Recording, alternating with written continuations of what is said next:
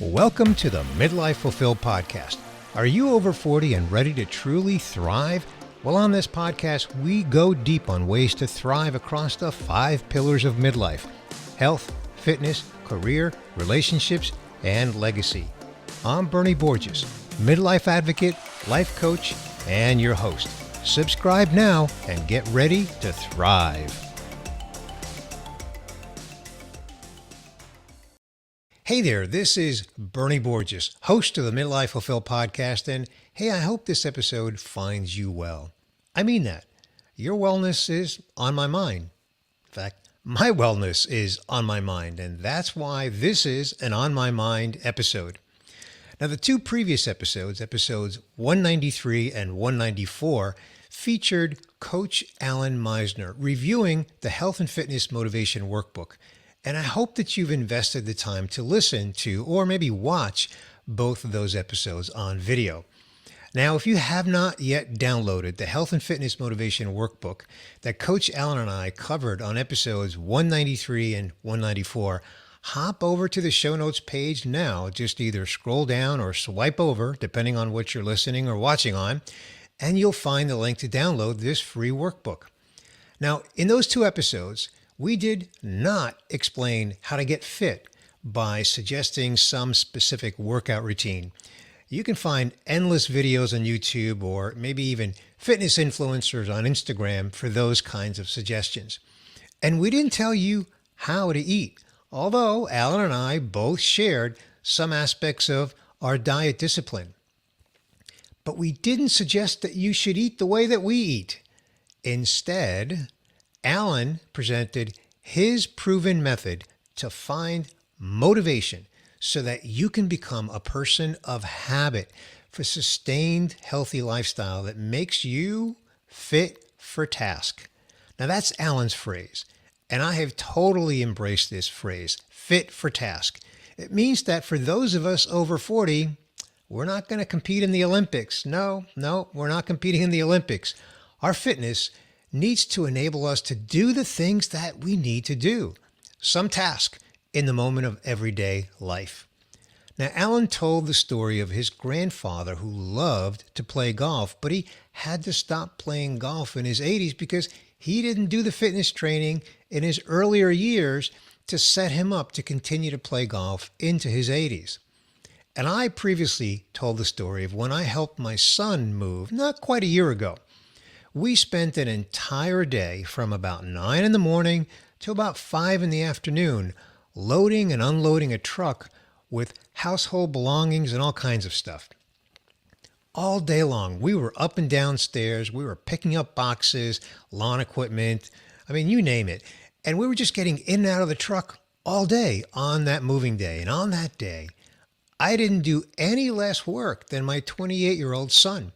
I didn't take any breaks, other than, of course, the 30-minute lunch break that we took together.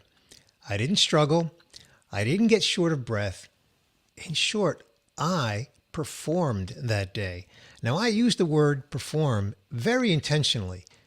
On that day, my task was to help my son move, and I fulfilled that task.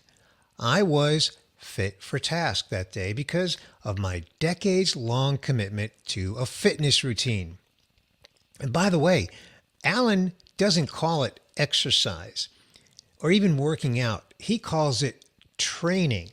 Now hold that thought because I'm going to come back to that. First, I have another story that I want to share with you.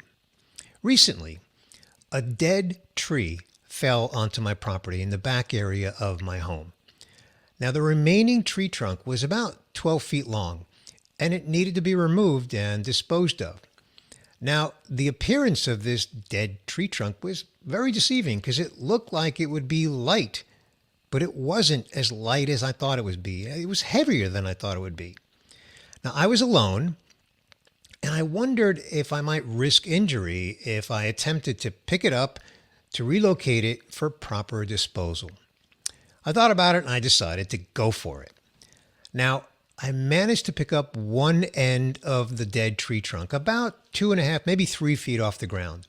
And my plan was to maneuver it to the left and drag it along the grass to another location about 30 feet from the spot where it fell And that's where I could dispose of it. And then it happened. I lost my grip and my balance at the same time. In a split second, I prioritized letting the tree trunk fall to the ground beneath me, and at the same time, gravity was pulling me toward a faceplant on the ground with the tree trunk underneath me. Now, in that split second, I managed to extend my arms in front of me, palms down, and land on my two hands in a push-up position. And importantly, I cushioned my fall without any injury. Boy, it could have been a lot worse. If I didn't land in that push-up position, I might have not only done a face plant, but my abdomen area would have landed on the tree trunk, and I might have been punctured by some of the protruding wood from that tree trunk. Now, this happened about 6 p.m. in late July, so there was plenty of daylight. But here's the thing. I was alone, so there's no video or photo evidence of this story, but it really, really happened. And I did manage to take a photo of the dead tree trunk, and I'm sharing that in my weekly newsletter on August 8th, 2024, in case you're listening to this sometime past this date. And by the way, you can subscribe in the show notes if you're not subscribed to get my weekly newsletter. Anyway, to finish this story, after I saved myself from a faceplant, I got up thinking about what might have been. And immediately I kept going on with my mission to dispose of this tree. I picked up the end of the tree trunk again, and slowly and with considerable physical exertion, I dragged it about 30 feet to the spot where I could dispose of it. Incidentally, I was wearing gloves to protect my hands from scrapes and cuts. Anyway, when this incident happened, I also thought about Coach Allan because I was fit for this task. If I was not fit for this task, the outcome might have been an injury, and who knows how bad it might have been. Again, I was fit for this task. And this brings me back to Coach Allan's preference for referring to exercise or working out as training. Friend, we are in training to handle the things that we need to handle as we age. And this is exactly what Allan and I covered on episodes 193 and 194. On episode 194, Allan says the following, and I quote, "Nothing good happens in our comfort zone." Now, Allan is referring to the fact that training to be fit for task is not easy. And your goal should be to reach a state where your training is habit, where no one needs to tell you to do it because it is who you have become. This is where I am. This is where Allan is. And this is where you want to be as well, my friend. Now, I have this conversation with people often, and I'm referring to this topic of health and fitness. So I came prepared in this episode to share some medical facts about the importance of fitness over 40, just in case you need some more motivation. So these are facts that, now you can just as easily research these facts yourself online, but I'm going to save you the trouble. So the following are 8 facts that you should know about the importance of fitness over 40. Number 1, muscle mass preservation. As we age, we naturally lose muscle mass and strength. This is a process called sarcopenia. Now, the Cleveland Clinic defines sarcopenia this way. Sarcopenia is the age-related progressive loss of muscle mass and strength. The main symptom of the condition is muscle weakness. Sarcopenia is a type of muscle atrophy primarily caused by the natural aging process. Scientists believe being physically inactive and eating an unhealthy diet can contribute to sarcopenia. Now, Allan mentioned sarcopenia on episode 193. If you listen, you might remember that I chimed in complaining about this reality because I have experienced sarcopenia in my own strength training. However, regular exercise, particularly strength training, can help maintain and even increase muscle mass. Okay, number 2, bone density maintenance. Allan spoke about the importance of bone density maintenance. We lose bone density as we age. It's just a fact. Weight-bearing exercises and resistance training can help maintain bone density, reducing the risk of osteoporosis and fractures. Harvard Medical School says this: numerous studies have shown that weight-bearing exercise can help to slow bone loss, and several show that it can even build bone. Activities that put stress on bones stimulate extra deposits of calcium and nudge bone-forming cells into action. The tugging and pushing on bone that occur during strength and power training provide the stress. The result is stronger, denser bones. Love that. Okay, number 3. And I think we all know this: cardiovascular health. Johns Hopkins Medicine says this about the relationship between exercise and cardiovascular health. A regular exercise routine can help lower blood pressure, lessen risk of developing diabetes, maintain healthy body weight, and reduce inflammation throughout the body. Medical experts say that one of the key benefits of exercise is that it helps to control or modify many of the risk factors for heart disease. Friend, the bottom line is that regular aerobic exercise can improve heart health, lower blood pressure, and reduce the risk of heart disease and stroke. Number 4, metabolic health and weight management. Exercise can help regulate metabolism, improve insulin sensitivity, and assist in maintaining a healthy weight. The Harvard School of Public Health says this: physical activity increases people's total energy expenditure, which can help them stay in energy balance or even lose weight, as long as they don't eat more to compensate for the extra calories they burn.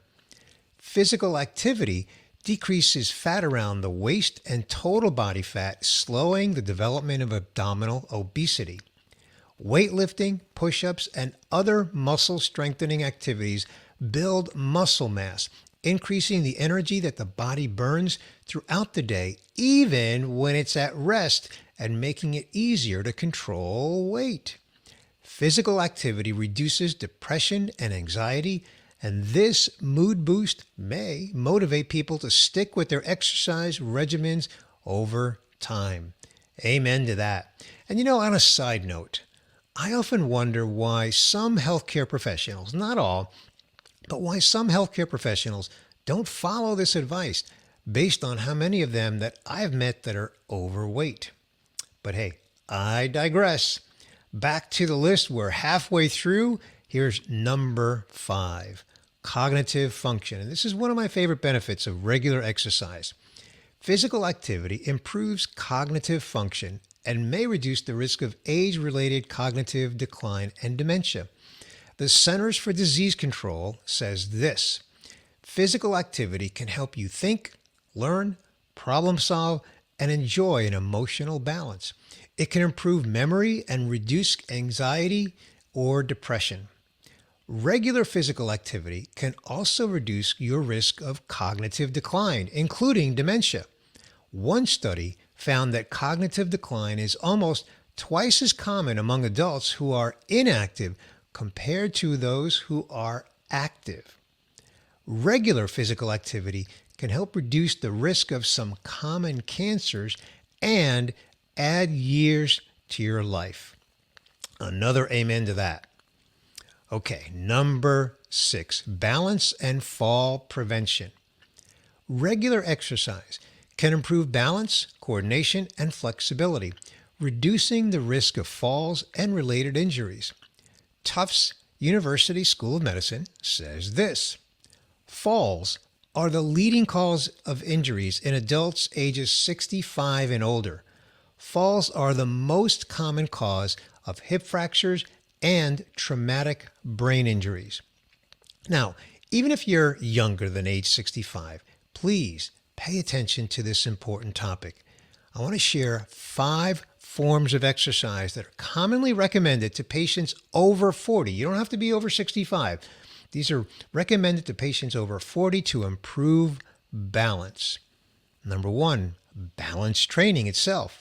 Number 2, strength training. Number 3, Tai Chi, which is a gentle martial art that focuses on slow and controlled movements and shifting body weight. Number 4, certain yoga poses can enhance balance and stability.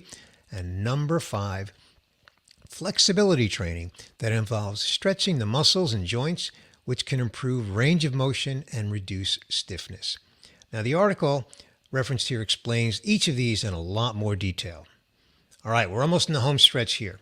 Number 7, mental health and stress management, another one of my favorite benefits of exercise. Exercise has been shown to reduce symptoms of anxiety and depression, improve mood, and enhance overall mental well-being. The Mayo Clinic says this: exercise in almost any form can act as a stress reliever. Being active can boost your feel-good endorphins and distract you from daily worries. Exercise pumps up your endorphins. Exercise reduces negative effects of stress. Exercise is meditation in motion. And exercise improves your mood. And again, friend, the article gives a lot more details on each of these. And here we are in the home stretch, number 8, and another one of my favorite benefits of exercise, and that is sleep quality. Regular exercise can improve sleep quality and duration, which is crucial for overall health and recovery. Now, the Sleep Foundation says this: studies have found that proper exercise can alleviate sleep-related problems and help you get an adequate amount of rest. Recent research also suggests insufficient or poor quality sleep can lead to lower levels of physical activity the following day. For these reasons, experts believe sleep and exercise have a bi-directional relationship. Optimizing your exercise routine can potentially help you sleep better, and getting an adequate amount of sleep may promote healthier physical activity levels during the day. Makes sense. So friend, there you have it. And in case you were wondering, of course I was reading all that. I could not possibly memorize it. But there you have it, 8 reasons that underscore the importance of maintaining a regular fitness routine for those of us over age 40. Remember, we're not going to compete in the Olympics, but I want you to know that these articles that I just referenced, they're all linked up in the show notes. So if you want to dive deeper into any of those, check them out in the show notes. And I want to remind you of Allan's perspective, which I've totally embraced. And that is that working out is actually training. We are training to either become or to maintain the person that we need to be. Whether that's to play golf, help someone move, do yard work, including disposing of a dead tree trunk, or whatever it is for you. And these 8 health benefits are icing on the cake to maintain your motivation to be the person that you need to be in your health and fitness journey. Now, again, if you have not downloaded the Health and Fitness Motivation Workbook that Coach Allan and I covered on episodes 193 and 194, hop over to the show notes page now. Again, you can scroll down or swipe over depending on what you're listening on or watching on, and you'll find the link to download this free workbook. It is a free workbook, and it's called a workbook because there's exercises and you can fill in your answers to these exercises. So you personalize it for your situation. Now, I also want to remind you to consult with your healthcare provider before you start any new exercise or, shall I say, training program, especially if you have pre-existing health conditions. Now, before I close out this episode, I want to ask you this question. Do you know someone who needs to be reminded of the vital importance of health and fitness motivation? If you do, please share this episode with them. I'm sure that they'll thank you for it. And if you are someone who was sent this episode by a friend, I want to urge you to go back and listen to episodes 193 and 194 And also be sure to subscribe so that you catch future episodes. Friend, remember, if you're 80% fulfilled, you are doing great. I'm going to sign off here, and I'll see you on the next episode of the Midlife Fulfilled Podcast. I'll see you then.